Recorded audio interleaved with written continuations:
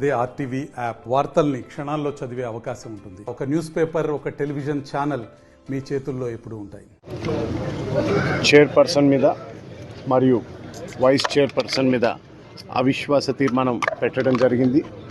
దానికి అనుగుణంగా కలెక్టర్ గారు ఫామ్ 2 నోటీసులు కౌన్సిలర్ గారికి అందరికీ ఇవ్వడం జరిగింది. ఈ అవిశ్వాస తీర్మానంలో మా కౌన్సిలర్లందరూ వారికి వ్యతిరేకంగా ఓటు చేయడం జరిగింది. ప్రతి ఒక్క కౌన్సిలర్ కూడా వారికి వ్యతిరేకంగా చేయడం జరిగింది.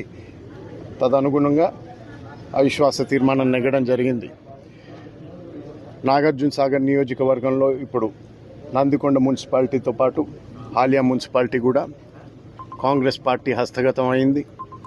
రానున్న ఎన్నికల్లో అవి ఎంపీ ఎలక్షన్లు కానీ, సర్పంచ్ ఎలక్షన్లు, స్థానిక సంస్థల ఎన్నికల్లో కూడా కాంగ్రెస్ పార్టీ తిరిగి నాగార్జున సాగర్ నియోజకవర్గంలో తన దూకుడు కొనసాగిస్తూ ఇదే విధంగా భారీ మెజారిటీతోనే ప్రతి ఎలక్షన్ గెలవబోతుందని ఘంటాపథంగా తెలియజేస్తూ మరొకసారి మాకు మద్దతు తెలుపుతున్న నాగార్జున సాగర్ నియోజకవర్గ ప్రజలకు ప్రతి ఒక్కరికి పేరు పేరున ధన్యవాదాలు. Haliya municipality chairperson, vice chairperson మీద అవిశ్వాస తీర్మానాన్ని ప్రతిపాదిస్తూ ఫిబ్రవరి 9వ తేదీన కలెక్టర్ గారికి ఫామ్ 1 నోటీస్ అందజేయడం జరిగింది.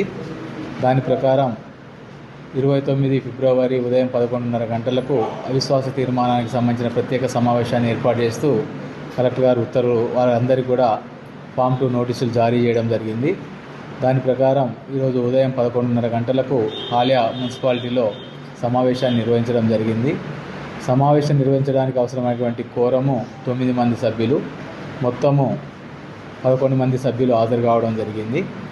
ఇందులో 10 మంది సభ్యులు ఈ యొక్క చైర్పర్సన్, వైస్ చైర్పర్సన్ మీద ప్రతిపాదించినటువంటి అవిశ్వాస తీర్మానానికి అనుకూలంగా చేతులెత్తి తమ మద్దతును తెలియజేయడం జరిగింది. కాబట్టి వారి చైర్పర్సన్ మరియు వైస్ చైర్పర్సన్ పైన ప్రవేశపెట్టినటువంటి అవిశ్వాస తీర్మానం నెగ్గినట్టుగా ప్రకటించడం జరిగింది. వీడియోస్ కోసం ఛానల్ ని సబ్స్క్రైబ్ చేయండి. లేటెస్ట్ అప్డేట్స్ కోసం వాట్సాప్ ఛానల్ ని ఫాలో చేయండి. అండ్ లింక్ డిస్క్రిప్షన్ లో ఉంది.